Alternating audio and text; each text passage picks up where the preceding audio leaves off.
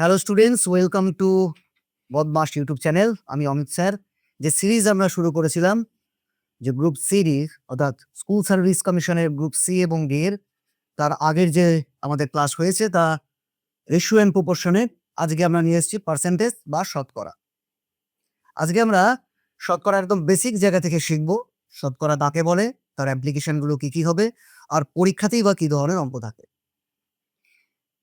আমরা অঙ্কের সমাধান করাগুলো আগে আমরা একটু জেনে নিই শতকরা আসলে কি। আমরা আগে প্রিভিয়াস ক্লাসে যে আমরা দেখলাম অনুপাত আসলে তুলনা, তা শতকরাও কিন্তু একটা তুলনা। আমরা যতগুলো তুলনা আমাদের এই ক্যালকুলেশন করার জন্য পাই, তা আমরা দেখো কি পাই না, আগের ক্লাসে আমরা কি শিখেছি, 2:3 এরকম রূপে থাকলে আমরা বলি অনুপাত। উপরে আর নিচে লিখলে আমরা বলি ভগ্নাংশ। লব আর হর মানে কিন্তু একই বোঝাচ্ছে, মানে এটা যদি আমরা লিখতাম তাহলে কিন্তু 2/3 বোঝাতো। আর এক রকম ভাবে তুলনা করা যায়, যেটা নিয়ে আমাদের কিনা আজকের আলোচনা, তা হচ্ছে এই পার্সেন্টেজ। পার্সেন্টেজ কি না, আমরা যদি লিখি যে 80%, এই কথার মানে কি? এই কথার মানে 100-র মধ্যে 80।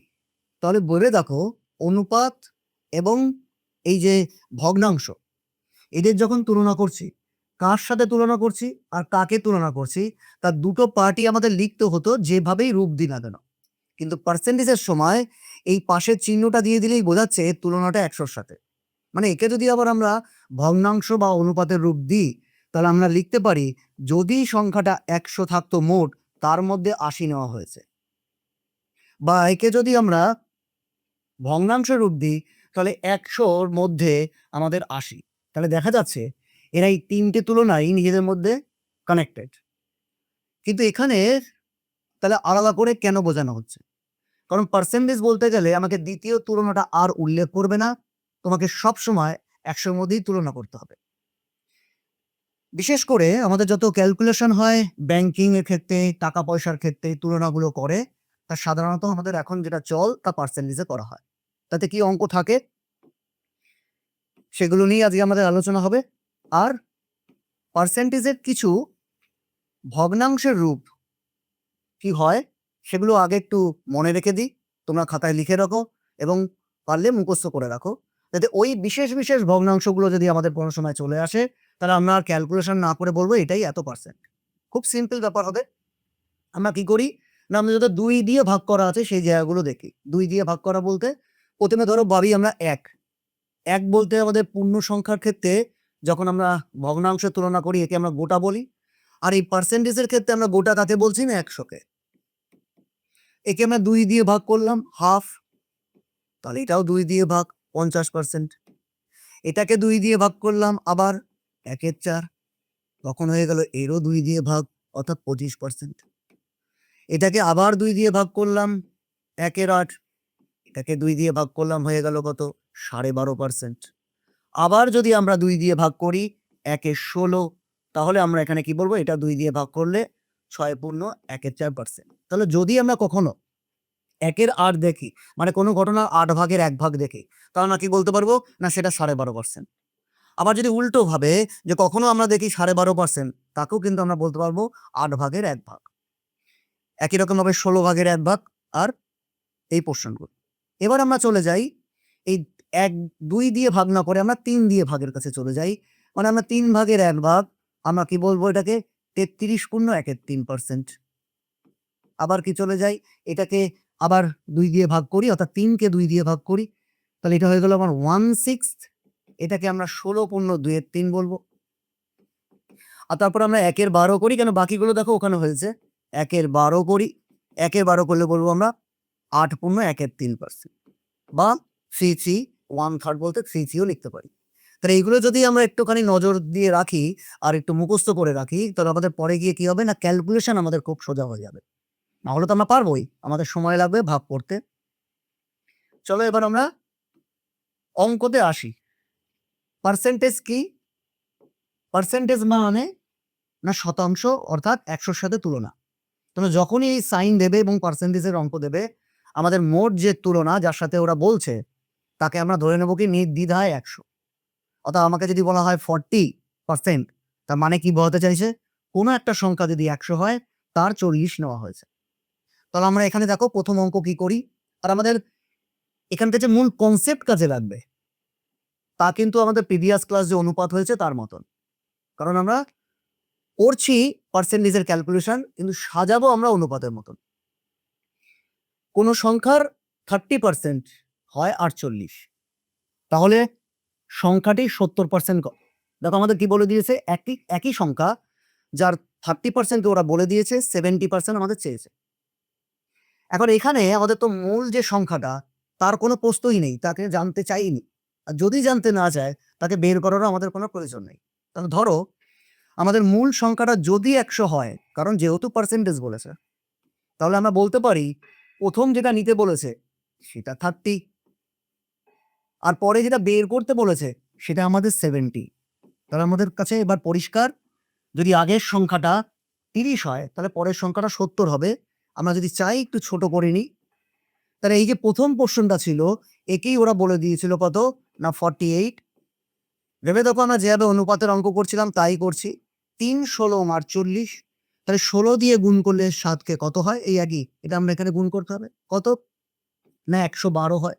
তাহলে দেখো তোমাদের যদি ওই আগের ক্লাস রীতিমতো প্র্যাকটিস হয়ে থাকে, আর যদি এখনো না হয়ে থাকে, তাহলে আমার প্রিভিয়াস যে রেশিও অ্যান্ড প্রপোর্শনের ভিডিও দুটো আছে তা দেখে নাও, বারবার দেখে রপ্ত করে নাও, তাহলে দেখো এই ক্লাস বুঝতে তোমাদের আদর সুবিধা হবে। তাহলে আশা করি এই প্রথম অঙ্কটা তোমাদের কাছে বোঝা গেছে। চলো এরপরে দ্বিতীয় কোশ্চেনে, দ্বিতীয় ধাপে চলে যাই। পার্সেন্টেজের অঙ্কতে কি থাকে না, কোথাও বৃদ্ধি হতে পারে যেরকম অন্যান্য অঙ্কগুলোতেও থাকে, আবার কি হতে পারে হ্রাস হতে পারে। এই বৃদ্ধি আর হ্রাসের দু রকমের নামও দিতে পারি আমরা। হ্রাসের ক্ষেত্রে কি বলতে পারি, কখনো আমরা ছাড় বলতে পারি, ডিসকাউন্ট যেটাকে বলা হয়। এখানে অঙ্কটায় কি আছে, একটি টেবিলের ধার্য মূল্যতে, ধার্য মূল্য বলতে যেটা প্যাকেটের উপরে দাম লেখা থাকে, এই দামে বিক্রি নাও হতে পারে। কখনো প্যাকেটের উপরে দামটাতেই বিক্রি হয়, কিন্তু এই দামে নাও বিক্রি হতে পারে। কি হতে পারে, দোকানদার আমাদের কিছু ছাড় দিতে পারে। কি বলেছে, ওই ধার্য মূল্যের উপরে 8% ছাড় দিয়েছে, দেওয়ার পর তার দাম হয় 4,600 টাকা, মানে আমরা বিক্রি যেটা করছি সেটা আসলে 4,600 টাকা। তাহলে ছাড় দিয়েছে কত পার্সেন্ট না 8%। যেহেতু আমরা পার্সেন্টেজ দেখে ফেলেছি, তাহলে আমরা কি বলতে পারি, যদি আমাদের ধার্য মূল্য 100 টাকা হয়, তাহলে এই 8% মানে 8 টাকা আমার ছাড় দেওয়া হয়েছে। অর্থাৎ আমরা বলতে পারি কি, এই 100 টাকা থেকে 8 টাকা বাদ, অর্থাৎ অ্যাকচুয়ালি আমি বিক্রি করব তাহলে কততে, 92-তে। তাহলে আমরা 100 টাকা যদি আমাদের ধার্য মূল্য হয়, আমরা 92 টাকাতে বিক্রি করছি। আমাদের যদি মনে হয় আমরা ছোট করব, তাহলে ছোট করতেই পারি। এটাকে 2 দিয়ে ছোট করলে হয় 50, আর এই পোর্শনটাকে 2 দিয়ে করলে হয় 45, আর একে 46। তাকিয়ে দেখো কি টাকাটা দেওয়া ছিল না 4600, অর্থাৎ তোমরা বুঝতেই পারছো পিছনে দুটো শূন্য বসালেই হবে, অর্থাৎ 100 দিয়ে গুণ করলেই হবে, অর্থাৎ এই টাকাটা আমাদের হয়ে যাবে, যেটা আমাদের ধার্য মূল্য ছিল সেটা 5,000 টাকা। তাহলে তোমরা যদি রেশিওটাকে রপ্ত করে এই ক্লাসে এসে এই ভিডিও এখন দেখা শুরু করেছো, তাহলে তোমাদের কাছে মনেই হবে না যে আমরা পার্সেন্টেজ বলে একটা নতুন কোনো চ্যাপ্টারে ঢুকেছি। আসলে আমরা নতুন ক্যালকুলেশন করছি, চ্যাপ্টার আমার যা ছিল আগে আমাদের তাই হচ্ছে, কিছু ভাষা হয়তো পাল্টাচ্ছে, এই যেরকম ধার্য মূল্য, ছাড়, বাকি আমাদের সব একই আছে। চলো এর পরের কোশ্চেনে আমরা চলে যাই। এর আয় বি এর আয়ের 150% বেশি। যখন ধরো আমাদের কাছে কম আর বেশি বোঝানো হয়, তখন দেখো আমরা কি করি, আমি বললাম এর কাছে 10 টাকা আছে আর বি এর কাছে 20 টাকা আছে। আমরা কি বলতে পারি, বি এর থেকে 10 টাকা বেশি পায়, আর এ বি এর থেকেও 10 টাকা কম পায়, মানে প্লাস মাইনাস আমরা 10 বলতে পারি। কারণ এখানে আমরা কোনো তুলনা করছি না, আমরা কি বলছি 10 টাকা কম বেশি। কিন্তু যখন আমরা তুলনা করব, তখন তুলনা তো একটা নির্দিষ্ট জিনিসের উপরে হবে, ফলে কার সাপেক্ষে তুলনা করছি সেটা আমাদের দেখতে হবে। ফলে যদি আমি বলতাম 10-এর থেকে 10 বেশি পায়, তাহলে 10-এর মধ্যে 10 বেশি, প্রায় ডবল হয়ে গেল। কিন্তু এখানে যখন আমরা 20-র থেকে 10 কম পায়, তখন তো 20-র মধ্যে 10 হয়ে গেল অর্ধেক। ফলে আমরা যখন তুলনা করছি, কারণ পার্সেন্টেজ আমাদের যেহেতু তুলনা, ফলে তুলনা যখন করছি তখন কিন্তু এই কম বেশি নিউমেরিক্যাল ভ্যালুও পাল্টে যাবে, অর্থাৎ সংখ্যাটা একই থাকবে না, সেটাও পাল্টে যাবে। কিন্তু আমরা যদি সংখ্যা দিয়ে বড় ছোট বলি তাহলে একই দেখাবে। তাহলে এখানে এই পার্সেন্টেজে আমরা কি করে তার রূপ দেব, চলো কি বলেছে না 150% বেশি। যেহেতু আবার ওই 50% বেশি, তাহলে আমরা কি, আমরা এস টু বি এটাই লিখি। পরে অন্যভাবে আমরা চাইলে দেখব যে এ এর আয় বি এর আয়ের থেকে 150% বেশি, বি এর আয়ের থেকে 150% বেশি, তাহলে বি এর আয় যদি 100 হয়, তার থেকে 150 বেশি অর্থাৎ 250। আবার আমরা পাশে একটু লিখে নিই যে এর আয় যদি 100 হয়, বি এর আয় তার থেকে 150 কত হয়ে যায় দেখো, 250। এখন এইটা তো আমাদের লেখা হয়েছে, কি জানতে চেয়েছে? নিশ্চয়ই প্রথমবার যে তুলনা বলেছে, পরের বার সেই তুলনা আর জানতে চাইবে না, তাহলে কোনো মানে থাকে না। কি বলেছে? বি এর আয় এর আয়ের থেকে কত শতাংশ কম। কার আয়ের থেকে কম? না এর আয়ের থেকে কম। তার মানে পার্সেন্টেজের ক্ষেত্রে এ কে এখন আমাকে 100 দেখাতে হবে। আর ওরা কি বলে দিয়েছিল? ওরা বি কে 100 বলে দিয়েছিল, কারণ বলেছিল বি এর থেকে 150% বেশি। তাহলে আমাদের শুধু কাজটা কি, আমরা যাকে 100 করতে বলেছে তাকে 100 করবো। কি করে 100 করবো? অনুপাতে তো আমরা জানি, হয় গুণ করবো বা ভাগ করবো। আমরা যদি না বুঝতে পারি, একটু ছোট করে নিই। এই এ কে 100 করছি, 25 কে কত দিয়ে গুণ করলে হয়? না 4 দিয়ে। দেখো এটা হয়ে গেল 40। তাহলে আমরা বলতে পারি বি এর আয় এর তুলনায় 40%। আর যদি বলতো কত কম, তাহলে বলতাম 60% কম। কেন 100 থেকে 40 হয়েছে, কমটা 60। এবার খেয়াল করো, তোমরা যদি অন্যরকম ভাবে করতে চাও, তাহলে যার পার্সেন্টেজ বের করতে বলেছে তাকে উপরে লিখবো, আর যার সাথে তুলনা করতে বলেছে তাকে নিচে লিখবো। একদম অনেক পুরনো পদ্ধতি। অর্থাৎ আমরা যদি এখানে 100 লিখি আর তুলনা করতে বলেছে এর সাথে, তাহলে এরটা 250 ইন্টু 100 করি। এটা যতক্ষণে লিখবো, আমরা যদি এভাবে সাজাতে পারি, তাহলে আমরা তখনই তার অ্যান্সারটা দিয়ে দিতে পারবো, অর্থাৎ মুখে মুখেই করতে পারবো। কারণ আমাদের এইসব অঙ্ক কিন্তু পরবর্তীকালে গিয়ে ব্যবহার হবে, আরো আপডেট হবে। তখন যদি এখানে করতে আসি, আমাদের রীতিমতো আমাদের যে উদ্দেশ্য নিয়ে আমরা কম্পিটিটিভ এক্সামে এসেছি, সময়ের মধ্যে বেশি করা, সেখানে যেতে পারবো না। তাহলে প্রথম দেখে নাও দুটোই। আমার সাজেশন এইভাবেই তোমরা মনে রাখবে। কি পার্সেন্টেজের কি মানে? না যার সাথে তুলনা করতে বলেছে তাকে আমরা 100 দেখাবো, যেভাবে পারি 100 দেখাবো। যেভাবের কথাটা কি, আমরা তো জানি অনুপাতের ক্ষেত্রে কি করতে হয়, না গুণ আর ভাগ, এই দুটো আমাদের কাছে অস্ত্র।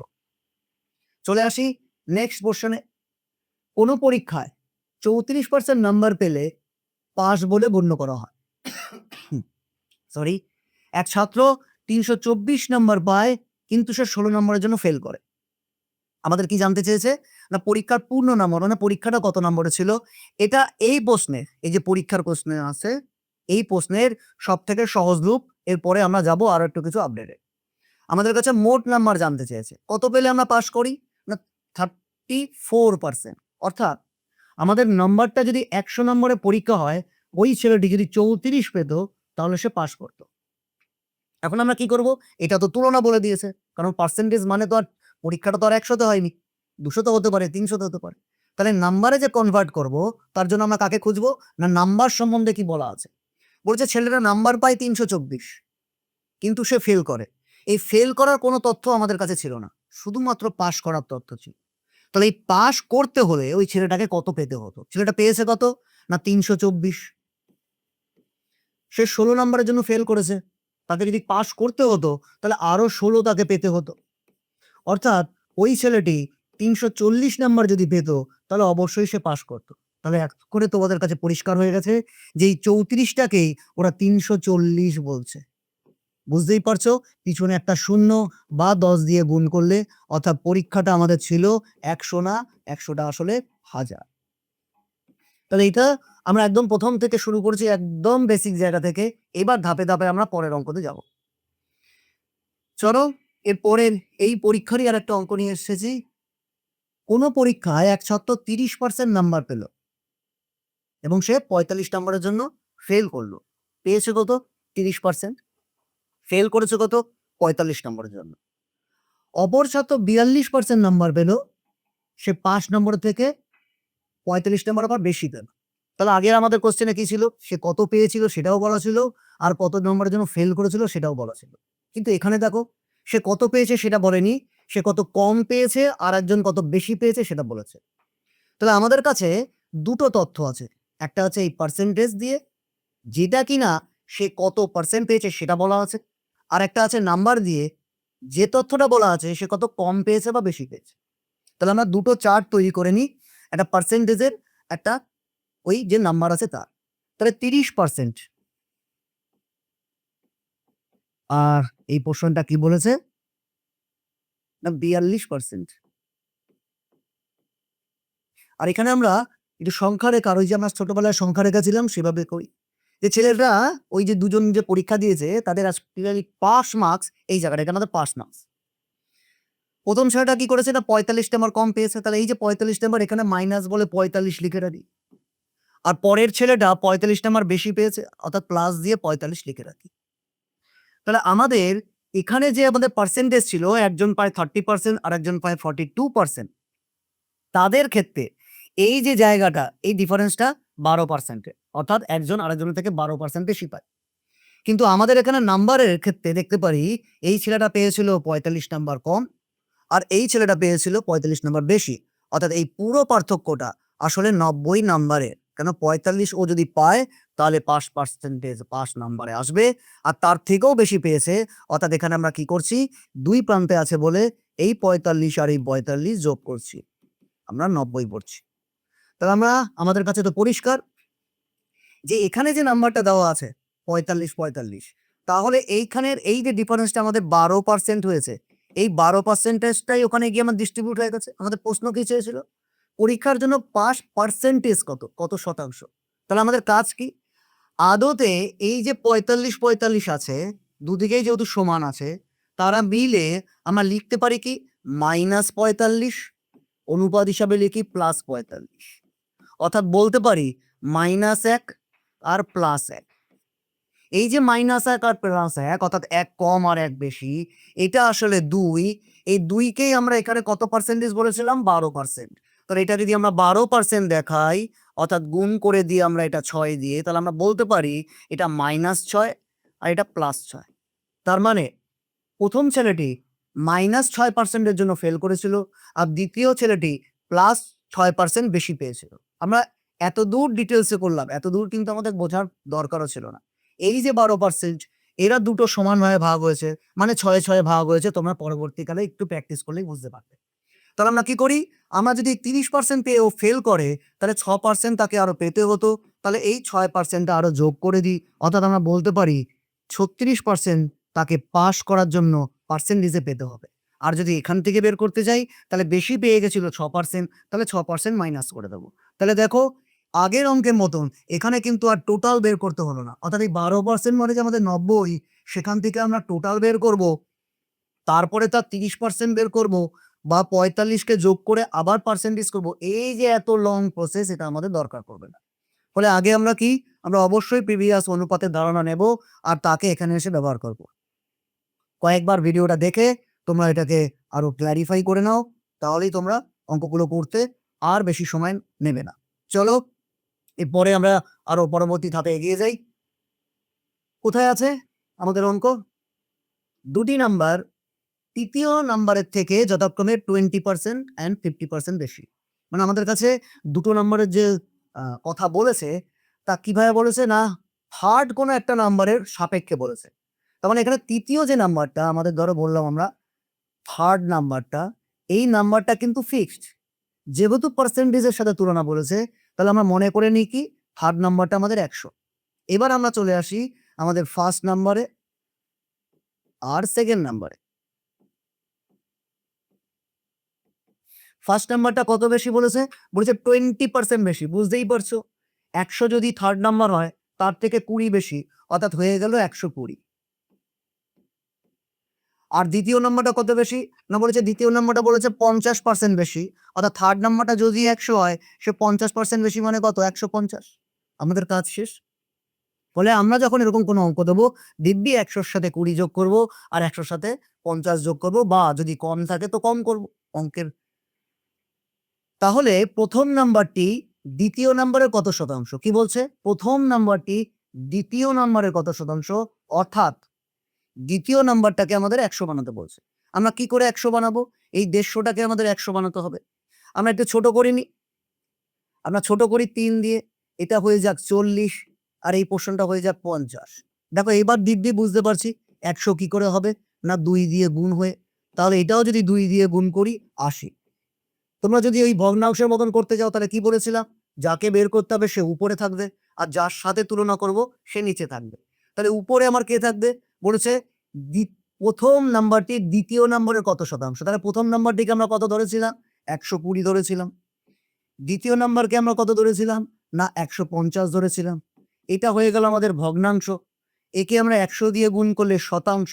দেখো একই আসছে, কিন্তু লিখতে করতে করতে আমাদের কোশ্চেন হয়ে যাবে।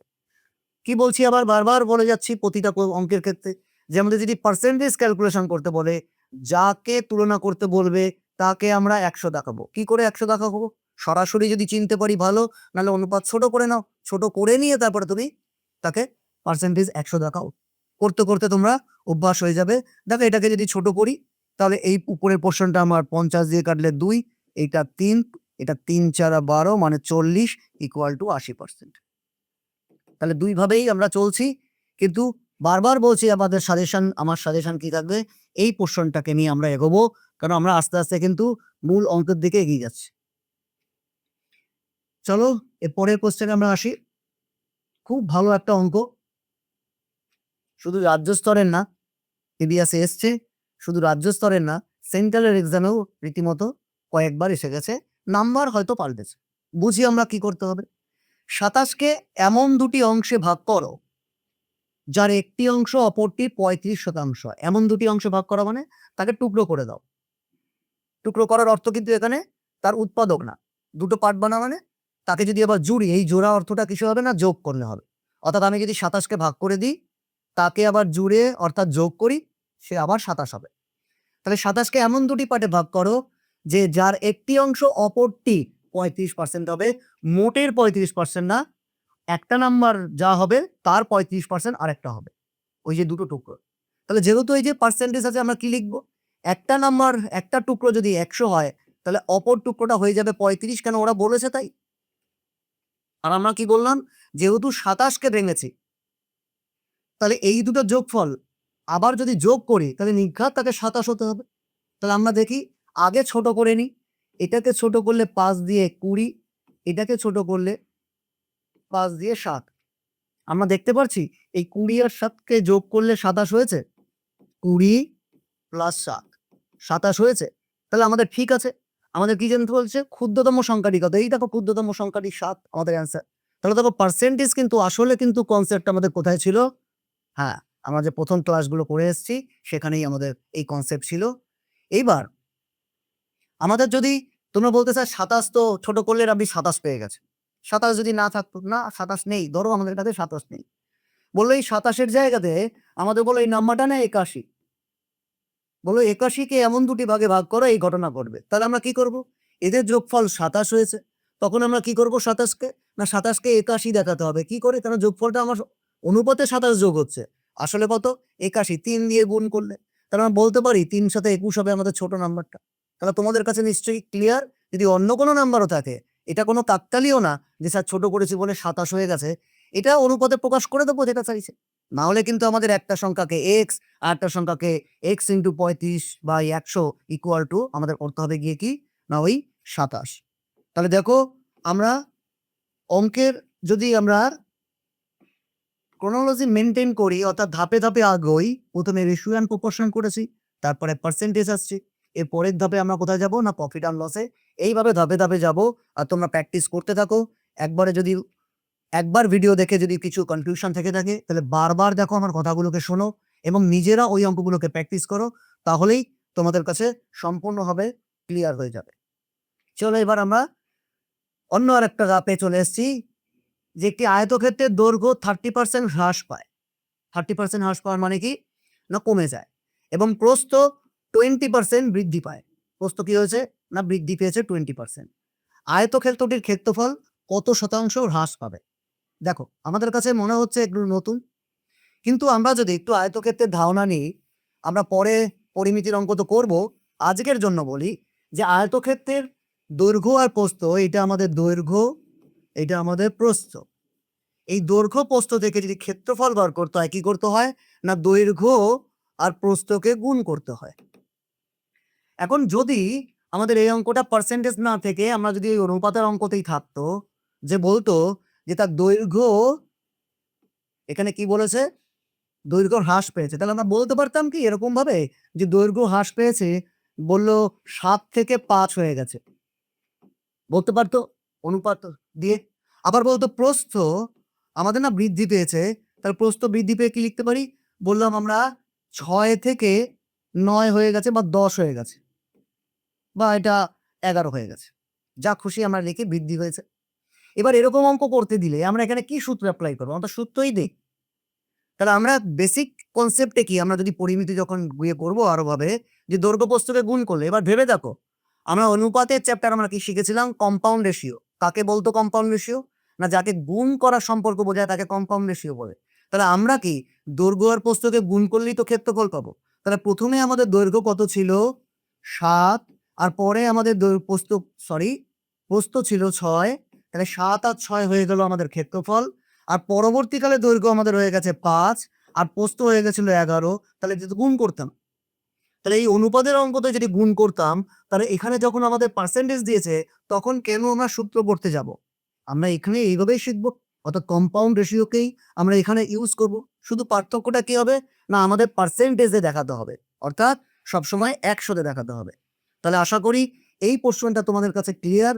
আগের কোয়েশ্চেন, আগের চ্যাপ্টার যদি তোমরা করে থাকো, তাহলে আমরা কি করব? আর অবশ্যই সূত্র সব জায়গায় থাকে, সূত্রও আমি লিখে দেব। যে আমরা এবার কম্পাউন্ড রেশিওটাকে তোমরা চাইলে নিচে করতে পারো, আমরা পাশাপাশি লিখছি। কি বলেছে? 30% হ্রাস হয় দৈর্ঘ্য। মানে কি? দৈর্ঘ্য যদি ১০০ হয়, দৈর্ঘ্য যদি ১০০ হয়, তাহলে পরবর্তীকালে দৈর্ঘ্য কত হয়ে যাবে? না দৈর্ঘ্য হয়ে যাবে ৭০। কেন? ৩০% কমে গেছে, ৭০। আর প্রস্থ 20% বৃদ্ধি পেয়েছে। মানে প্রস্থ যদি ১০০ হয়, কেন তুলনা করছি এখানে, প্রস্থ যদি ১০০ হয়, তাহলে প্রস্থ কত হয়ে গেছে? না 20% বেড়ে ১২০ হয়ে গেছে। এবার আমাদের কি বলেছে? এটা আমাদের আগের ক্ষেত্রফল, এটা আমাদের পরের ক্ষেত্রফল। অর্থাৎ আমাদের পার্সেন্টেজ দেখাতে হবে। তাহলে প্রথমটাকে যদি পার্সেন্টেজ মানে ১০০ দেখাতে হয়, দিব্যি আমরা কি করছি? দুটো শূন্যকে বাদ দিয়ে দিই। তাহলে এই দিক থেকেও দুটো শূন্য বাদ দিই। একবার লক্ষ্য করে দেখো, এই ১০০ হলে এটা ৭ বারং কত হয়ে গেছে? না ৮৪ হয়ে গেছে। তাহলে আগে ১০০ আর পরে ৮৪, তার মানে আমরা কত আমাদের কমে গেল? না ১৬% ক্ষেত্রফল হ্রাস হয়ে গেছে। তাহলে দেখো নিয়ম বারবার নতুন করে কেন শিখবো? ওই ১ম দিনের ওই ক্লাস যা আলোচনা করেছিলাম তারই অ্যাপ্লিকেশন সব জায়গায় যাব। তাহলে আমরা যদি কয়েকদিন এই পার্সেন্টেজের এই যে কি গুণ, এগুলোর অ্যাপ্লিকেশন কোথায় হবে? পর বৃদ্ধি। সেই অঙ্কগুলোতে আসছি। তাহলে তার ক্ষেত্রে যদি আমরা করতে পারি, আমরা শুধু কি আমাদের যদি নামটা মুখস্থ থাকে আমরা করে ফেলতে পারবো। যে 30% কম ৭০, 20% বেশি ১২০, দুটো শূন্য বাদ দিতে হবে মানে ৭ আর ১২, ৭ ১২ ৮৪, ১৬ কম। এবার যদি আমরা ফর্মুলা করতে চাই, আমরা ফর্মুলাকে দেখে নিতে চাই, তাহলে আমরা এই ফর্মুলাটা লিখব। a plus B plus ab by 100। আমি চিহ্নগুলো একটা করে দিয়েছি। এখানে দুটো করে দিই। সব জায়গাতেই কি লিখেছি? Plus minus, plus minus, plus minus. প্রথম দুটো জায়গা আমাদের ওরা যা বলবে, কম বললে কম, বেশি বললে বেশি, অর্থাৎ কম বললে মাইনাস, বেশি বললে প্লাস। কিন্তু এই তৃতীয় জায়গাটা আমাদের নিজেদের ঠিক করতে হবে। কিভাবে ঠিক করতে হবে? প্রথম দুটো সাইন যদি একই রকমের থাকে, যাই থাকুক কিন্তু একই থাকে, তাহলে ওই তৃতীয় নাম্বারটা প্লাস হবে। আর প্রথম দুটো সাইন যদি আলাদা হয়, তাহলে তৃতীয় সাইনটা গিয়ে মাইনাস হবে। তাহলে আমরা এবার দেখি, আমাদের প্রথমে বলেছিল হ্রাস, তার মানে -30। তারপরে বলেছিল প্লাস, তাহলে +20। এই দুটো সাইন আলাদা আছে, তাহলে ৩ নাম্বার সাইনটা আমাদের মাইনাস হয়ে যাচ্ছে। 30 × 20/100। এটা কেটে ছোট করে দিই। -30 + 20, তাহলে -10। আর এই জায়গাটা -6, অর্থাৎ হয়ে গেল -16। এখানে কিন্তু অনেক বড় জিনিস ঘটতে পারে। অর্থাৎ এই মাইনাস আর প্লাসের যদি গন্ডগোল করে ফেলো, বা মাইনাস আর প্লাসের করে ওই মাথায় আসবে ছোট বড় না হয়ে যে কি বিয়োগফল হয়ে যাবে, তার ক্ষেত্রে কিন্তু অসুবিধা হতে পারে। তাহলে আমরা এটা মনে অবশ্যই রাখতে পারি, কারণ যখন তোমাদের মনে প্রশ্ন আসতে পারে স্যার দশমিকে দিল সেরকম জায়গাতে, কিন্তু আমাদের 90% কাজ এই পূর্ণ সংখ্যা দিয়ে হয়ে যাবে। তা আমরা এটা আবার বলছি, এইটার ক্ষেত্রে আমার সাজেশন কি থাকবে? এইটা প্রস্তুত নেওয়া। তাহলে তোমাদের পরে আরো অঙ্ক যেগুলোতে আসছি সে অঙ্কগুলোতে, যেখানে প্রফিট অ্যান্ড লসের ক্ষেত্রে গিয়েও দেখা যাবে। চলো আমরা এর পরের অঙ্কতে যাই। এই পার্সেন্টেজের অঙ্কতে পরীক্ষায় বেশিবার যেসব অঙ্কগুলো আসে তুলনামূলকভাবে, তা হচ্ছে এই ভোটের অঙ্ক। ভোটের অঙ্ক 3টে স্টেপ পর্যন্ত হতে পারে। কি হতে পারে? ভোটের অঙ্কতে হতে পারে 2জন প্রার্থী আছে, একদম একদম প্রথম অবস্থায় 2জন প্রার্থী, বলেছে যতজন ভোটার ছিল ওই 2জন প্রার্থীকে সব ভোটার ভোট দিয়েছে, কোনো ভোট নষ্ট হয়নি, একজন ভোট পেয়েছে 54%, আর তাদের মধ্যে পার্থক্য তৈরি হয়েছে এত ভোটে। তাহলে বলো যে মোট ভোটার কত ছিল, মোট ভোট কত ছিল, সবই এখানে এক। এটা ছিল প্রথম, তার মানে সব ভোটার ওই ভোট দিয়েছে, কোনো ভোট ক্যান্সেল হয়নি। এর পরের ধাপ কি হবে? যতজন ভোটার, সবাই ভোট দিতে নাও আসতে পারে, তাহলে দেখা গেল কিছু জন ভোটার ভোট দিতে আসেনি, একে আমরা কি বলবো? যে আমরা কাস্টিং ভোট বা ভোট প্রয়োগ করে। তাহলে এটা গেল দ্বিতীয় ধাপ। তারপরে একই রকম আবার কি হতে পারে? যত ভোটার ছিল তার মধ্যে কিছু জন ভোট দিতে আসেনি, যারা ভোট দিয়েছে তাদের মধ্যে এই যে ভোট দেওয়া হয়, তোমরা এখনো হয়তো পঞ্চায়েত ভোটের সময় দেখবে যে ব্যালট পেপার ইউজ করা হয়। তাহলে এই ব্যালট কাগজের পেপারে কেউ যদি ছাপ দিতে ভুল হয়, 2 জায়গাতে দিয়ে ফেলে, মাঝখানে দিয়ে ফেলে, তাহলে সেই ভোট কি হয়ে যায়? ইনভ্যালিড হয়ে যায়, মানে বাতিল হয়ে যায়। তাহলে তার মধ্যে কিছু ভোট বাতিল হয়ে যেতে পারে।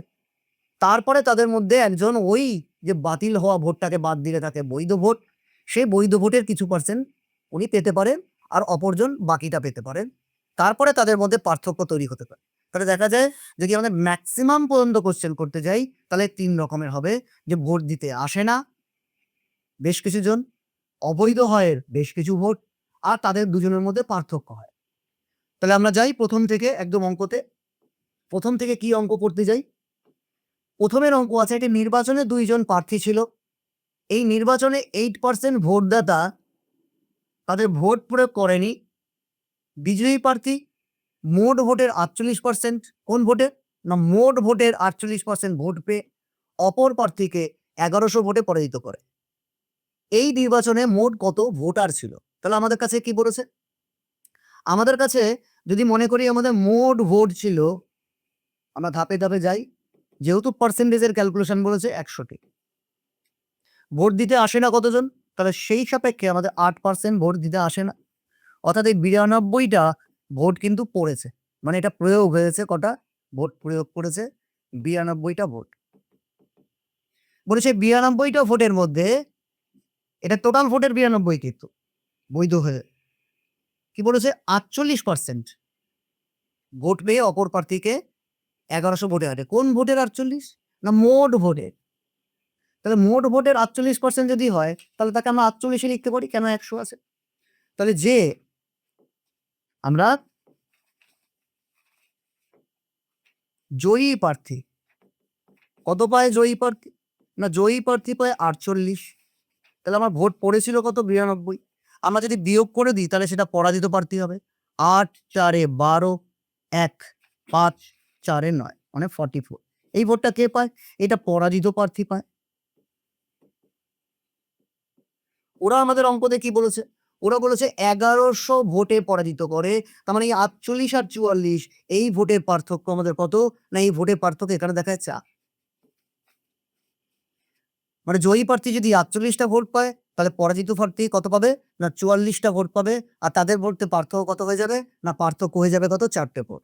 আমাদের কাছে উত্তর চেয়েছে কি? নির্বাচনে মোট কত ভোটার ছিল? আমরা কি ধরে রেখেছিলাম? মোট ভোটার 100।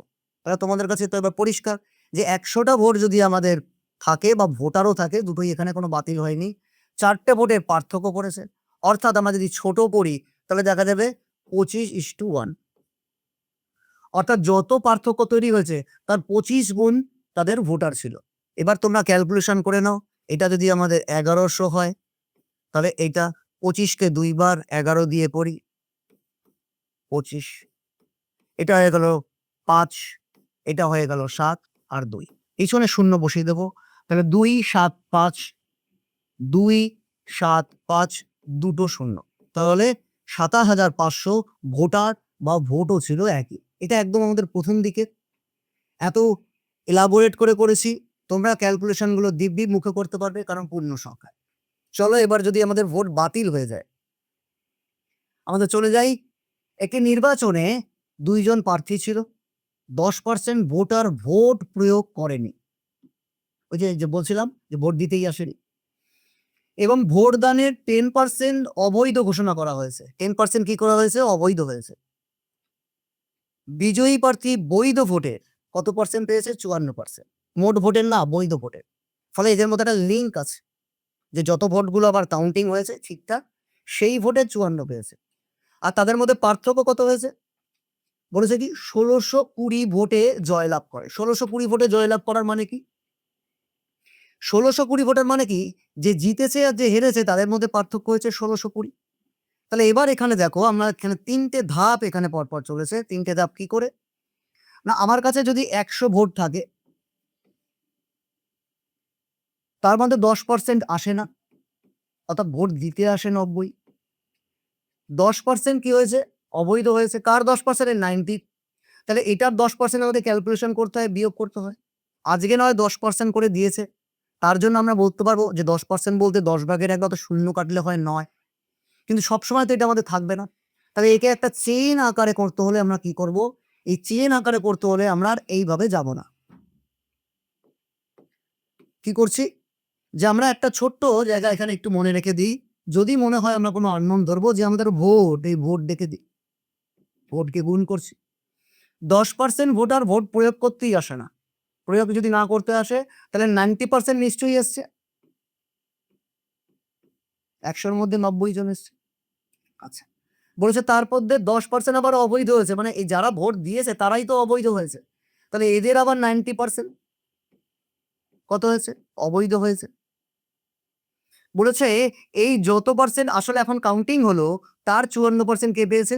না, তার 54%, মানে বৈধ যদি 100 হয়, তার মধ্যে 54 পেয়েছে জেতা প্রার্থী, আর 46 পেয়েছে পরাজিত প্রার্থী। এদের মধ্যে ডিফারেন্স কত? 8। এটা আমরা করবোই না এইভাবে। একটা জায়গা বুঝে নাও, আমরা দুজন যদি প্রার্থী থাকি, এই 2 প্রার্থী কখন কোনো ভোটের পার্থক্য হবে না? তারা যখন দুজনেই 50-50 পাবে। ও 50, এটাও 50, কোনো পার্থক্য নেই।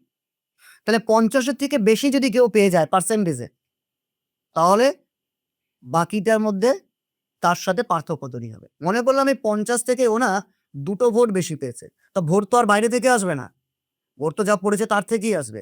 অর্থাৎ ও যদি 2টো ভোট বেশি পায়, তাহলে ওকে 2টো ভোট কম নিতে হয়।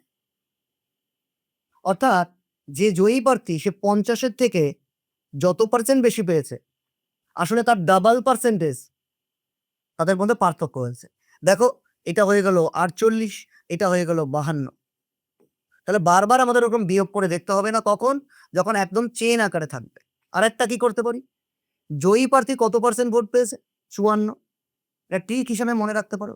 এই 54 কে ডাবল করে দাও। 54 কে ডাবল করলে হয় 108। তাহলে ওই 100 থেকে 8 বেশি হয়েছে, তার মানে 8% পার্থক্য হয়েছে। ক্লিয়ার? তাহলে এইবার আমরা আমাদের অঙ্কতে যাই।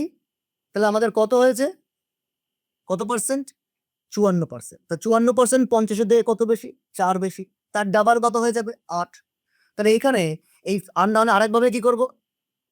আরেকভাবে আমরা কি করছি? 54, তাকে আমরা ডবল করে দিচ্ছি 108। তাহলে এই যে অতিরিক্ত 8, এইটা আমাদের কত হয়ে গেল? না 8%। তাহলে দেখো, এই যে মাইনাস করে তারপরে আবার মাইনাস করে, সেটা দরকার হবে না।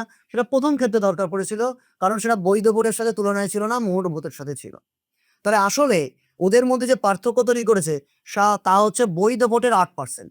তার মানে এই যে পার্থক্যটা দেখাবো, সেটা হচ্ছে বৈধ ভোটের 8% তৈরি করেছে। এইটা ইকুয়াল টু আমাদের বলেছে 1620। তাহলে তোমরা যদি কয়েকবার লিখতে পারো, তাহলে বুঝতেই পারবে আমরা কি করব। ওইখানে গিয়ে সব নাম্বার একদিকে গুণ করে দিতে পারি। ডানে এখান দিকেও তোমরা কাটতে পারো। একটু ছোট করে নিলে এই দুটো 9-কে কেটে দিই। তোমরা যদি চাও ওইখানে গিয়ে গুণ করতে পারো, নাহলে লিখে দাও না এখানে এই যে 1620, আর নিচের 100 গুলো সব উপরে চলে যাবে। তাহলে প্রথমেই কিন্তু এই লাইনটাও তোমরা লিখতে পারো উল্টো করে, আর নিচে থাকছে 9 × 9 আর 8। তাহলে 8 দিয়ে কাটলে 8 × 2 = 16, 9 9 81 দিয়ে কেটে দিই, তাহলে আমাদের সুবিধা হবে। 9 9 81, 81 দিয়ে কাটলে আমাদের 20 হয়। এবার এই 8 4 দিয়ে কাটি 2, এটা হয়ে যাক 4 দিয়ে কাটলে 5, এটা 2 দিয়ে কেটে দিই, এটা হয়ে যাক 50। তাহলে এই 5 আর 5 গুণ করলে 25, তাহলে 25 এর পেছনে 3 টে শূন্য বসছে। কত হয়ে গেল আমাদের? 25,000। তাহলে দেখো আমরা এইভাবে করতে পারি। আর এবার তোমরা বলবে, স্যার আগে তো আপনি পাশে, পাশে লিখছিলেন, এখন কেন উপর নিচে লিখছেন? তাহলে এটা দেখালাম আমরা ট্র্যাডিশনাল এইভাবে আমরা করতে পারি। আর যদি পাশে, পাশে লিখতে হয়, তাহলে চলো আমরা এই পাশে, পাশে লিখেই অঙ্ক করি। এটা তোমরা দরকার পড়লে ছবি তুলে নাও, স্ক্রিনশট নিয়ে নাও। আমরা পরে এইটারই আরেকটা ধাপে যাচ্ছি। এই পর্যন্ত আমরা মুছে দিই, আর ওটা থাকুক। চলো আগের মতন। আমরা কি করছি? আমরা পার্সেন্টেজের ক্যালকুলেশন করছি তো? তাহলে পার্সেন্টেজের ক্যালকুলেশন যদি করি, তাহলে আমাদের যদি মোট ভোটার, এটা সব কি সম্পর্ক দেখলাম? গুণ সম্পর্ক, এর করে। তাহলে 100টা ভোটার থাকলে তার মধ্যে ভোট দিতে আসে কত? না 90 জন।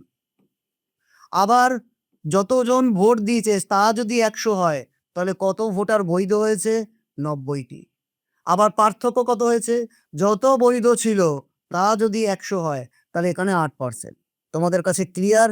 এই জায়গাটাই আমাদের ওই নাম্বারটা। কোনটা বলেছে? এই যে 1620। তাহলে আমরা কি করি? আমরা এখান থেকে ছোট্ট করে নিই, 2 রাখি, 4 দিয়ে ছোট করলে এটা হয়ে যায় 25।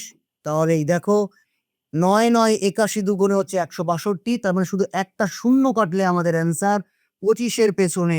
এইটা আমাদের আসলে বানাতে চাইছি কত? এই যে 1620 আমাদের হয়ে গেছে, এইটাই 1620। আমরা এখানে 3 টে শূন্য দিয়ে দেবো। তাহলে দেখো আমরা এইভাবেও লিখতে পারি, আর নাহলে ওইভাবেও করতে পারি। আমাদের অ্যান্সার আমাদের 25,000। তাহলে আগের মতনও করতে পারি, নাহলে সাজিয়ে করবো। প্রথম কিছুদিন অভ্যাস করব। চলো। কোন শহরের লোক সংখ্যা প্রতি বছর 10% বৃদ্ধি পায়? আমাদের মনে আছে? আমাদের মনে আছে কম্পাউন্ড রেশিও থেকে যখন আমরা ডুপ্লিকেট ট্রিপ্লিকেট করেছিলাম, যে বারবার বৃদ্ধি পেলে আমরা কি করব? একই রকমের ঘটনা যদি ঘটতে থাকে তাহলে তো আমরা করবো না। কি করব? স্কোয়ার করব, কিউব করব। তো মনে আছে আমাদের যে 10% বৃদ্ধি পায়। 24 সালে ছিল 399,300 এতজন। তাহলে 21 সালে কত হবে? এই আমাদেরকে ব্যাক করতে বলেছে, ওই যেটা পড়ছি। এখানে যেমন বারবার গুণ করছি, কারণ পার্সেন্টেজ গুলো আমাদের আলাদা ছিল। আমাদের যদি প্রথমটাও 10% কম হতো, পরেরটাও 10% কম হতো, আর পার্থক্যও 10% হতো, তাহলে কিন্তু আমরা আর বারবার লিখতাম না, একবারই লিখতাম। এখানে কি বলছে? 10% বৃদ্ধি পায়। এই 10% বৃদ্ধি মানে কি? যেকোনো সময় তুলনা যদি করা হয়, সেই তুলনা থাকে একমুখী। একমুখী মানে কি? আমরা যদি বলি 10% বৃদ্ধি পায়, তাহলে কিন্তু আমরা বলতে পারি 100 থাকলে পরের বছর গিয়ে 110 হবে। আমরা কিন্তু কখনোই বলতে পারি না যে আজকে 100 আছে, তাহলে আগের বছর ছিল 90। এটা কিন্তু আমরা কখনোই বলতে পারি না। কেন বলতে পারি না? কারণ ওরা বৃদ্ধি দেখিয়েছে। অর্থাৎ আজকে যদি 100 থাকে, পরের বার 110। উল্টো করলেও এটা করতে হয় যে আজকে যদি তাহলে 110 থাকে, তাহলে নিশ্চয়ই আগের বছর 100 ছিল। ফলে আমাদের ভাবনাটা কিন্তু একমুখী। ওরা যেভাবে বলছে সেই তুলনাই করতে হবে। আমাদের পিছনে যেতে হবে বলে তার মানে 100 থেকে 90 ছিল না। দেখো তার মানে কি বোঝা যাচ্ছে? যে আগের বছর যদি 90 হয়, তাহলে পরের বছর 100 হয়ে 10 বেড়েছে। তাহলে 90 এ 10 কিন্তু আর 10% থাকে না। কিন্তু ওরা বলেছিল 10% বৃদ্ধি। তুলনা যদি করতে হয়, সেই তুলনা হয় একমুখী।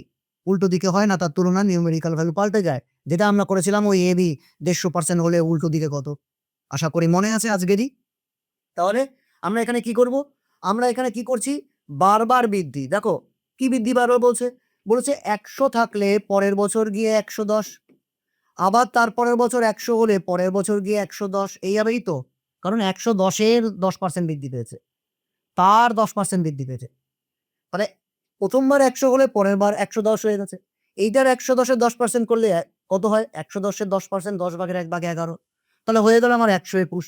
তারপরে যদি আবার 10% করি, তাহলে ১২১ এ মানে ১২.১। তাহলে টোটালটা কত? আমাদের এইভাবে তো গুণ করার দরকার নেই। আমরা তো এখানে শিখেছি যে কি করে কম্পাউন্ড রেশিও বের করে। আমরা কি করছি? কম্পাউন্ড রেশিও বারবার যখন গুণ করতে বলছে একই রকম, তাহলে আসলে আমরা তাকে কি করব? ২ বার করলে হয় বর্গ করব, ৩ বার করলে ঘন করব। তাহলে ১ম বছর যদি আমাদের ১০০ হয়, তাহলে পরের বছর গিয়ে হয় ১১০। আমরা একটু ছোট করে নিই। আর যেহেতু ৩ বছরের ডিফারেন্সের কথা বলেছে, তাহলে আমরা কিউব করে দিই। আসলে আমরা কিউব করলে কত হয়? ১০ এর কিউব করলে হয় ১০০০, আর ১১ এর কিউব করলে হয় 1331। মানে কি বোঝাচ্ছে? আজকে যদি 1000 জন থাকে তাহলে 3 বছর পরে গিয়ে 1331 হয়, বা আজকে যদি 1331 থাকে তাহলে 3 বছর আগে ছিল 1000। আমাদের ব্যাক বলেছে, আমাদের কি বলেছে না, আমাদের এখানে বলেছে 21 সাল আর তার সাথে 24 সাল। তাহলে আমাদের 24 সালে কত বলা ছিল? আমাদের 24 সালে এটাই বলা ছিল 399300। শূন্যগুলোকে বাদ দিলে বুঝতেই পারছো 3 দিয়ে গুণ হয়েছে, অর্থাৎ আসলে 3 আর পিছনে দুটো শূন্য, মানে 300 দিয়ে গুণ হয়েছে। তাহলে 300 দিয়ে যদি এই পোর্শনটাকে গুণ করে দিই, 300 আর পিছনে 3টে শূন্য, তাহলে দেখো কত হয়ে গেল আমাদের? 3 এর পেছনে 5টা শূন্য। তাহলে আমরা ওইভাবেই আমরা সূত্র এপ্লাই না করে, হ্যাঁ তোমাদের মনে এটাই আসছে যে স্যার এইভাবে তো কম্পাউন্ড ইন্টারেস্টও করা যায়। অবশ্যই কম্পাউন্ড ইন্টারেস্ট করা যায়। আমরা আসবো আস্তে, আস্তে এই ভিডিও নিয়ে ধাপে, ধাপে একটার পর একটা স্টেপ বাই স্টেপ আমরা আসবো, যেখান থেকে আমরা এইভাবেই করব। তাহলে দেখো ১ম ভিডিওটা তোমরা যদি দেখো তাহলে তার সব সুফলগুলো আমরা এখানে এসে পাচ্ছি। আমরা শুধু কি না, শুধু এই যে পার্সেন্টেজ বলতে কি বোঝানো হয়, শুধু এই মানেটাকে নিয়ে আমরা আমাদের ক্যালকুলেশন গুলো করে যাচ্ছি। চলো এর পরের কোশ্চেনে চলে যাই। আপেলের মূল্য 25% কম হওয়ায় এক গ্রাহক 240 টাকায় 2 কেজি কত পেয়েছে? 2 কেজি বেশি পেয়েছে। মানে কি বোঝাচ্ছে? সে আগে কোনো এক সময় যখন গেছিল 240 টাকা দিয়ে যত কেজি পেয়েছিল, এখন এসে সে 2 কেজি বেশি পাচ্ছে ওই 240 টাকায়। তার মানে এখানে টাকাটা আমাদের কনস্ট্যান্ট আছে। পূর্বের এবং বর্তমানের প্রতি কেজি আপেলের মূল্য কত? এইবার এর দুটো রাস্তা আমরা নিতে পারি। দুটোই লজিক্যাল অ্যাপ্রোচ। এক কি নিতে পারি? এক আমরা নিতে পারি যে আমার কাছে যেহেতু 240 টাকা আছে পকেটে, আমি বাজারে গেছি। বাজারে গিয়ে আমার কাছে কিছু আপেল ওই দোকানদার দিয়ে দিয়েছে। আমি আর দাম জিজ্ঞেস করিনি, উনি নিজের মতন করে দিয়ে দিয়েছে। এবার আমি ভাবছি তাহলে কি করে 1 কেজির দাম পাবো? তার দর কত? এটার জন্য আমাদের কি প্রয়োজন? কি আছে আমরা ভুলে যাই। আমাদের প্রয়োজন কি? আমাদের প্রয়োজন আমার ব্যাগের মধ্যে ওই দোকানদার কত কেজি আপেল দিয়ে দিয়েছে। যদি ওই দোকানদার আমাকে 6 কেজি আপেল দেয়, তাহলে 6 কেজি পেয়েছি আমি 240 টাকায়। ভাগ করে দিলে আমি 1 কেজি পাবো। তার মানে বলতে চাইছি যে আমাদের যদি প্রতি কেজির দাম বের করতে হয়, তাহলে আসলে আমার আগে কত কেজি কিনেছি আর পরে কত কেজি পেয়েছি, এটা যদি আমি পেয়ে যাই, তাহলে আমি 1 কেজির দামও পাবো। কারণ আমাদের দুটো কোয়েশ্চেন দিয়েছে প্রিভিয়াস এর আগে। এছাড়াও লজিক্যালি অ্যাপ্রোচ আছে। তাহলে আমরা এখানে কি করি ১ম ধাপে, যে আমরা ওই ওজনটা তাহলে বার করব কি করে?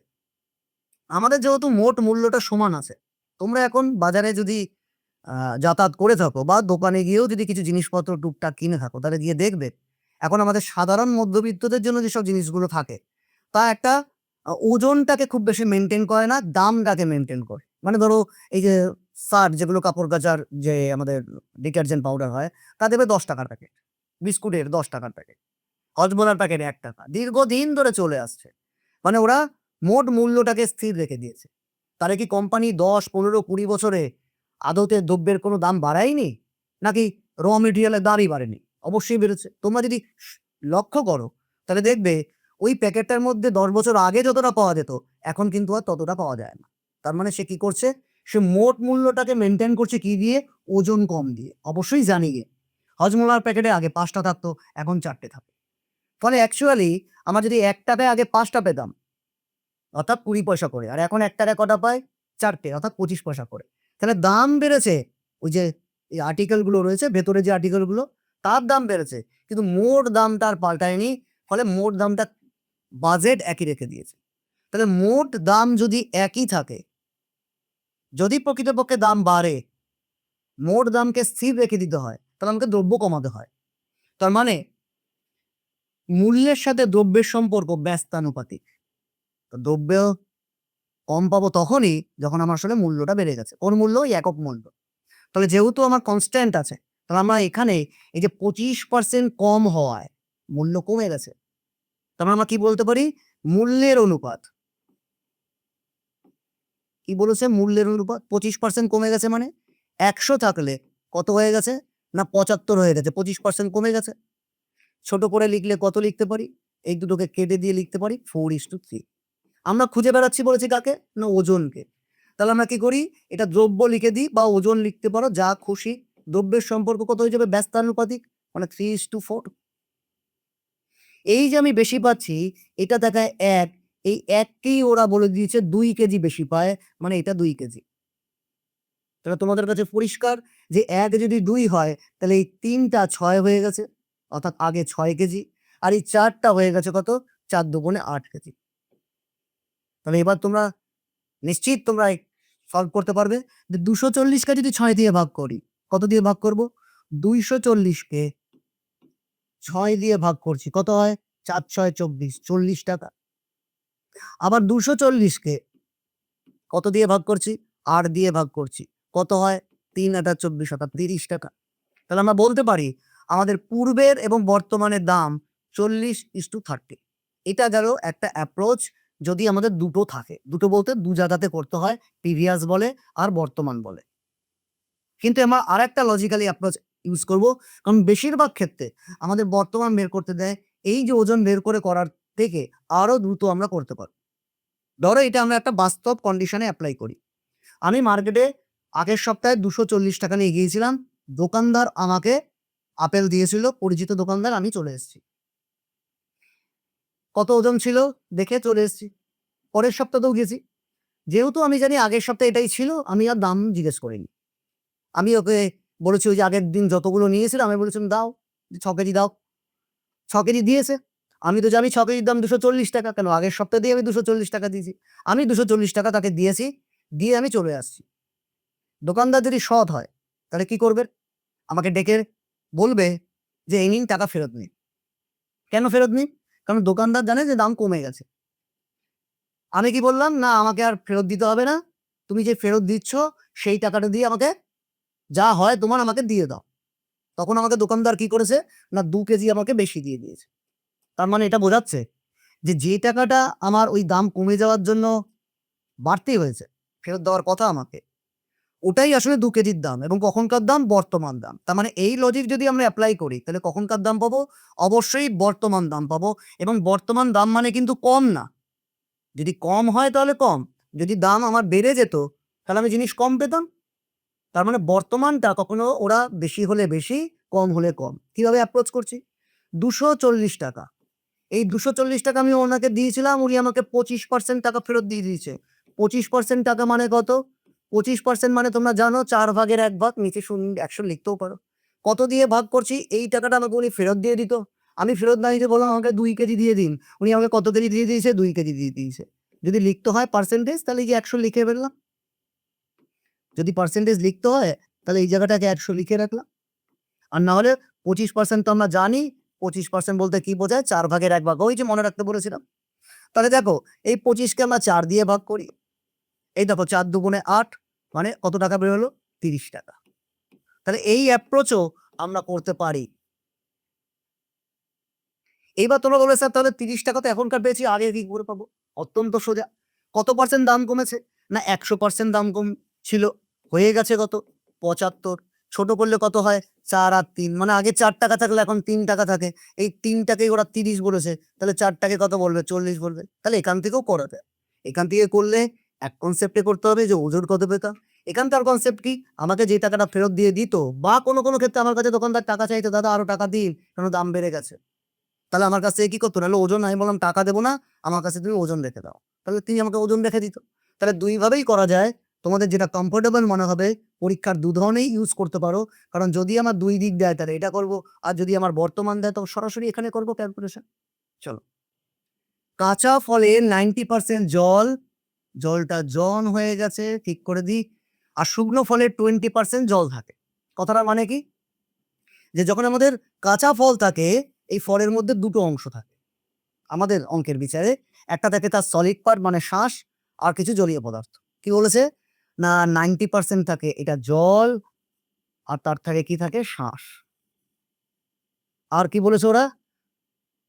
যে 60 কেজি শুকনো ফলের জন্য কত কেজি কাঁচা ফলের প্রয়োজন? এবার এই যে জল আর শ্বাস, এটা যখন শুকনো ফল হবে তখন শ্বাস কিন্তু একই থেকে যাবে। কারণ বাষ্পীভূত হয়ে এই জলটা উড়ে যাবে। আর জল যখনই উড়ে যাবে তখন জল আগে ছিল কত পার্সেন্ট? 90%, এখন কত হয়ে যাবে? 20%। এই জলের পরিমাণটা বাই ওয়েটে যখনই কমে যাবে তখনই সে কিন্তু কাঁচা ফল থেকে শুকনো ফল হবে। তাহলে আমরা এখানে কি বুঝতে পারলাম, যে ফল যখন কাঁচা থেকে শুকনো হয় তার যে ওয়েটটা কমে যায় সেটা আসলে জলের ওয়েট কমে, অর্থাৎ স্থির কে থাকে, স্থির কিন্তু আমাদের থেকে যায় শ্বাসটা।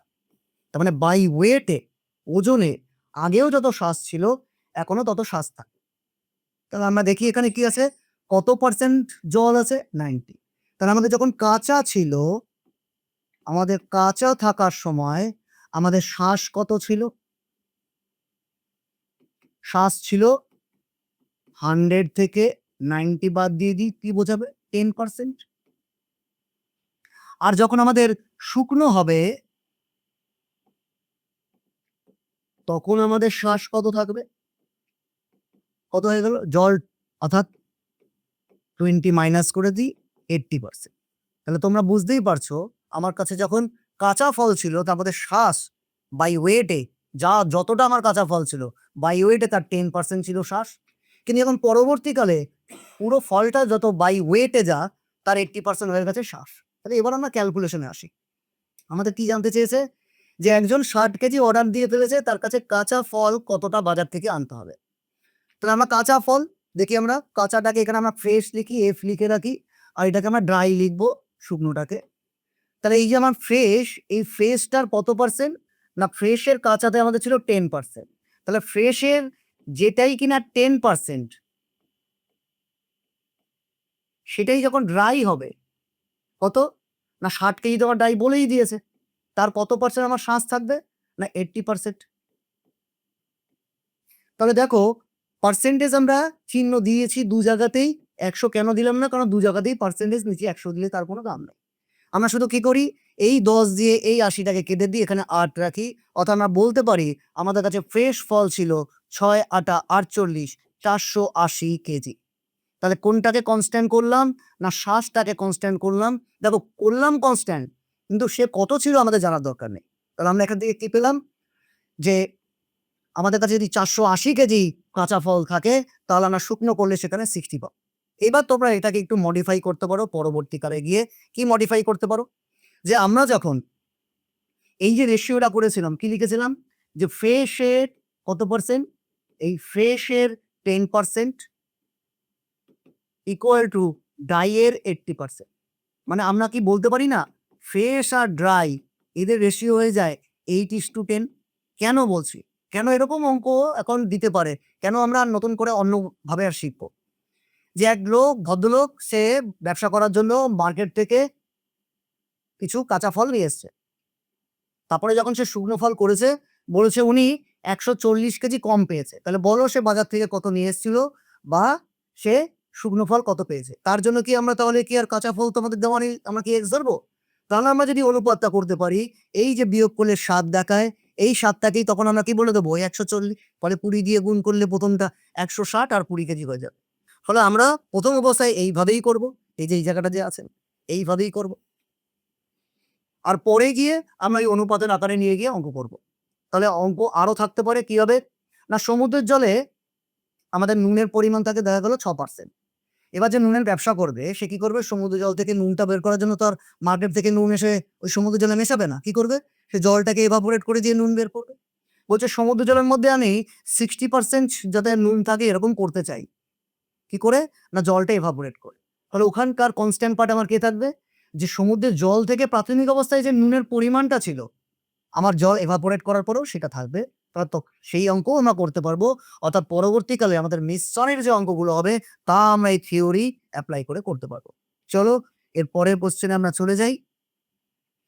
এটি পরীক্ষায় 42% পরীক্ষার্থী গণিতে, 52% পরীক্ষার্থী ইংরেজিতে ফেল করে, যদি 17% পরীক্ষার্থী উভয় বিষয়ে পাস করে, ফেল করে, এবং এই 46 জন উভয় বিষয়ে পাস করে, তাহলে আমাদের মোট পরীক্ষার্থীর সংখ্যা কত। আমাদের কি দিয়েছে, আমাদের পার্সেন্টেজের হিসাবগুলো দিয়েছে সব ওই ফেলের, কিন্তু যখনই আমাদের সংখ্যা বের করতে বলেছে তখনই আমাদের কি দিয়ে দিয়েছে, পাস। তার মানে আমরা ওই তুলনাগুলোকে, পার্সেন্টেজ মানে যে তুলনা, সেই তুলনাগুলোকে যতক্ষণে না এই পাশের জায়গায় আনতে পারবো ততক্ষণ পর্যন্ত আমরা অঙ্ক করতে পারবো না, কারণ নাম্বারে কনভার্ট করতে পারবো না। এবারে যে উভয় বিষয়টা আছে, এই উভয় বিষয় সম্বন্ধে বুঝি। উভয় বিষয় মানে কি, দুটো বিষয়তেই পাস করা, আবার যদি ফেল করা বলে তো ফেল করা। এখন পাশের বাকিটা মানে যদি আমরা অপোজিট মনে করি, পাশের বাকিটা বা অপোজিটটা তো আমাদের ফেল।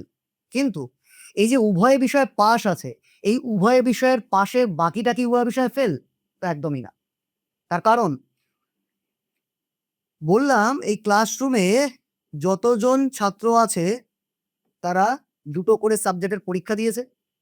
আর বলেছি যে এখানে আমি আজকে ৫ ছেলেদের বসিয়ে রাখবো। ৫ ছেলেদের বসিয়ে রাখবো মানে শুধুমাত্র যারা ২ টো বিষয়ে পাস করেছে। উভয় বিষয়ে যারা পাস করেছে তারা বসে থাকবে, বাকিরা রুম থেকে বেরিয়ে যাবে। কারা বেরিয়ে যাবে? বেরিয়ে যাবে যারা একটা বিষয়েও ফেল করেছে তারাও বেরিয়ে যাবে। আর যারা ২ টো বিষয়ে ফেল করেছে তারাও বেরিয়ে যাবে। অর্থাৎ সর্বমোট যত রকমের ফেল আছে সে সব ফেলকে বাদ দিলে তখন আমরা পাবো উভয় বিষয়ে পাস। আবার উল্টো দিকটাও তাই হবে। যদি আমি ফেল চাই তাহলে যত রকমের পাস আছে, একটা বিষয়েও পাস, ২ টো বিষয়েও পাস, উভয় বিষয়েও পাস, সব যদি বাদ দিই তাহলে উভয় হবে। তাহলে একটা জিনিস ১ম দিন মাথায় রেখে দাও, উভয়ের বিপরীত উভয় হবে না। উভয়ের বিপরীত কি হবে? না বাকি যেটা ছিল তার সবটা। তাহলে এবার আমরা এখানকার ক্যালকুলেশনে আসি। কি ক্যালকুলেশনে আসি? আমাদের এখানে ক্যালকুলেশন কি বলেছে? না 42% পরীক্ষার্থী কি করেছে? গণিতে এবং 52% পরীক্ষার্থী কি করেছে? না ইংরেজিতে ফেল করেছে। আর বাকি কি হয়েছে? না 17% পরীক্ষার্থী উভয় বিষয়ে ফেল করেছে। মানে আমরা যদি এইভাবে দেখি যে ৪২ জন তো আমার ফেল করেছে, কিসে যেন এটা বলেছে? ম্যাথসে। এই ৪২ এর মধ্যে ১৭ জন এমন ছেলে ছিল যারা দুটো জায়গাতে গিয়ে ফেল করে আছে। তাহলে এই ১৭ কে মাইনাস করে দিই। আবার আমাদের যে ইংলিশ ছিল, এই ইংলিশে ৫২ জন। এই ৫২ জনের মধ্যে এমন কিছু প্রার্থী ছিল যারা ওইখানেও ফেল করেছে। তাহলে শুধুমাত্র যদি অঙ্কে ফেল করে তাহলে এটা ৫ আর ২ ২৫। আর শুধুমাত্র যদি ইংলিশে ফেল করে তাহলে ৩, ৫। এইবার আমরা কি বলতে পারি? শুধু অঙ্কে ফেল করেছে ২৫, শুধু ইংলিশে ফেল করেছে ৩৫। আরেক পার্ট রয়ে গেল, কি রয়ে গেল? না এই ১৭। এই ১৭ কি? না উভয়। তাহলে এই সবকে যদি আমি যোগ করি, সিঙ্গেল ফেল আর তার সাথে গিয়ে এই ১৭, তাহলে আমরা কি বলতে পারি? যে আমাদের সব ফেল করেছে। কিন্তু পরীক্ষার হলে কি এর বারবার করব? বারবার তো করব না। তাহলে আমাদের পরীক্ষার হলে গিয়ে কি অ্যাপ্রোচ নেব তা আমরা আসি। তার আগে যদি ছবিতে একটু বুঝতে হয় তাহলে দেখো সেই জায়গাটা কিভাবে আসবে। যে এটা আমি একটা ডায়াগ্রাম আঁকি, এটা আমাদের ম্যাথের ফেলের ডায়াগ্রাম। এখানে সব ম্যাথের ফেলের স্টুডেন্টরা আছে। আর এই পাশটা আমরা আঁকবো ইংলিশের। যেহেতু তারা কিছু ছেলে ২ জায়গাতেই আছে তাহলে তারা কি করলো? ইন্টারকানেক্ট করল। তাহলে এই যে কমন জায়গাটা, এই পোরশনটা আমাদের কি বলে দিয়েছে? ১৭ জন। আর দেখো এই যে ১৭ জন, এটাই ৪২ তো এই পুরো সার্কেলটা, এই পুরো ফেলটা। তাহলে আমরা বিয়োগ করে কি লিখতে পারি? এটা ২৫। এবার দেখো যোগ করলে দেখো আমাদের এই ৪২ই হচ্ছে এই পুরো সার্কেলটা। আর এখানে আমরা কি লিখতে পারি? ওই বিয়োগ করে ৩৫ যোগ করে দেখো আমাদের কি হচ্ছে? না ৫২। তাহলে আমরা যেটা ১ম এ লিখলাম সেটাই হচ্ছে এই ডায়াগ্রামে। আমরা এবার যোগ করে বলতে পারি ৩৫ আর ২৫ যোগ করলে হয় ৬০, এখানে আর ১৭ ৭৭। কিন্তু এটাও তো আমরা পরীক্ষা হলের জন্য না, আমাদের বোঝার জন্য। আমরা পরীক্ষা হলে কি করব? পরীক্ষার হলে গিয়ে আমরা এটা করব। আমাদের ১ম ফেল করেছিল ৪২%। কত ফেল করেছিল? ৫২%। এই ২ জায়গাতে কারা ছিল? না ওই ১৭ জন ছিল। অর্থাৎ একই ছেলেকে আমরা ২ বার কাউন্টিং করে ফেলেছি। তাহলে আমরা যদি ছাত্র সংখ্যা গুনতে হয় আর একই ছেলেকে ২ বার গুনে ফেলি তাহলে তো আমাদের সঠিক রেজাল্ট দেবে না। তাহলে ওই ২ বার থেকে ওই ছেলেদের একবার বাদ দিয়ে দিই। তাহলে কি করলাম? ৪২ আর ৫২ কে যোগ করলাম। তারপরে গিয়ে যারা কমন ছিল তাদের মাইনাস করে দিলাম। এটা করলেও আমাদের তাই হবে। বিয়োগ করলে কত হবে? 77%। তাহলে এটা কি? এটা আমাদের কোনো না কোনো বিষয়ে ফেল। কোনো না কোনো বিষয়ে ফেল। মানে বলতে পারি সব ফেল। কোনো না কোনো বিষয়ে কি হলো আমাদের? ফেল হলো। অর্থাৎ সব ফেল এখানে ঢুকে গেল। এবার আমরা কি করি? উভয় বিষয়ে পাস। তাহলে এবার বলতে পারি এদের বাদ দিয়ে দিলে আমার কি পড়ে থাকবে? উভয়ে পাস করে থাকবে। কারণ সব ফেল আমরা বাদ দিয়ে দিলাম। আমরা এখন পর্যন্ত কি পাচ্ছি? এখন পর্যন্ত কিন্তু পার্সেন্টেজ পাচ্ছি। কত হয়েছে? না 23%। অর্থাৎ আমাদের প্রশ্ন এই পর্যন্তও থাকতে পারে, বলো উভয় বিষয়ে পাসের পার্সেন্টেজ কত? তাহলে আমরা তখন কি বলব? 23%। কিন্তু আমাদের প্রশ্ন আরো দূর এগিয়ে নিয়ে গেছে। বলেছে ৪৬ জন উভয় বিষয়ে পাস করেছে। মানে কি? ১০০ জন যদি আমাদের টোটাল ক্যান্ডিডেট হতো, তাহলে এই ২৩ জন আমাদের উভয় বিষয়ে পাস। এই ২৩ কেই বলা হচ্ছে 46। বুঝতেই পারছো কত দিয়ে গুণ? না ২ দিয়ে গুণ। অর্থাৎ এই পোর্শনটা আমাদের হয়ে গেল 200 জন। অর্থাৎ আজকের এই প্রশ্নের আমাদের উত্তর হচ্ছে 200। আর কখনো কখনো এটাও আমাদের অ্যান্সার। তাহলে তোমরা ভালো করে এই জায়গাটা দেখবে আর মনে রাখবে উভয়টাকে বাদ দিলে কিন্তু উভয় পাওয়া যায় না। চলো এর পরের কোশ্চেনে যাই। আজকের এই পার্সেন্টেজের কোশ্চেনের লাস্ট কোশ্চেন। এবং অনেকে ভাবতে পারে যে পার্সেন্টেজে তো আরো বেশ কিছু টাইপ আছে। অবশ্যই আছে, কিন্তু সেই পার্সেন্টেজ প্রফিট অ্যান্ড লসে চলে গেছে। ফলে আমরা আর এখানে হয়তো এইখান থেকে আর বৃদ্ধি করছি না আজকের ভিডিওকে। আমরা প্রফিট অ্যান্ড লসের সেই পার্সেন্টেজ দিয়ে প্রফিট আর লস টার্ম ইউজ করে যেগুলো আছে তা আমরা করব। সেখানে অবশ্যই বলে দেব যে এইগুলো এই যে বৃদ্ধি আর কম সেই জায়গাটা। কলকাতা থেকে মেদিনীপুরের বাস ও ট্রেন ভাড়ার অনুপাত 5:3। কি বলেছে? দেখো আগে বলেছে বাস, পরে বলেছে ট্রেন। ট্রেন ভাড়া 20%, বাস ভাড়া 10% বৃদ্ধি পায়। এখন বাস আর ট্রেনের ভাড়ার অনুপাত এখন কত? কি করতে বলেছে? বাস আর ট্রেন, এটা কিন্তু ঠিক রাখবে, নাহলে উল্টো হয়ে গেলে মুশকিল। তাহলে বাস কি আমাদের আগে বলেছিল? হ্যাঁ, আগে বাস বলেছিল আর পরে ট্রেন ওরা বলেছিল। উত্তরে ওরা আগে বাস আর পরে ট্রেন চেয়েছে। তাহলে এই পর্যন্ত আমাদের ঠিক আছে, এটা আমাদের আগের ভাড়া। আগে ৫ টাকা হলে বাস ভাড়া, ট্রেন ভাড়া ছিল ৩ টাকা। কি বলেছে? বলেছে বাস ভাড়া কোথায়? ট্রেন ভাড়া 20% বৃদ্ধি পায়। ট্রেন কোথায় আছে? আমাদের পরেরটা। 20% বৃদ্ধি পাওয়া মানে কি? আজকে ১০০ টাকা থাকলে পরের বার গিয়ে ভাড়া বৃদ্ধি পেয়ে হচ্ছে ১২০। তাহলে আমরা এখানে লিখতে পারি যে এটা ১০০, এটা ট্রেন ভাড়া। ট্রেন ভাড়া 20% বৃদ্ধি মানে ১২০%। আর ওদিকে বাস ভাড়া কত বৃদ্ধি পেয়েছে? বাস ভাড়া 10% বৃদ্ধি পেয়েছে। মানে আমরা এখানে বলতে পারি ১০০ থেকে ১১০ হয়ে গেছে।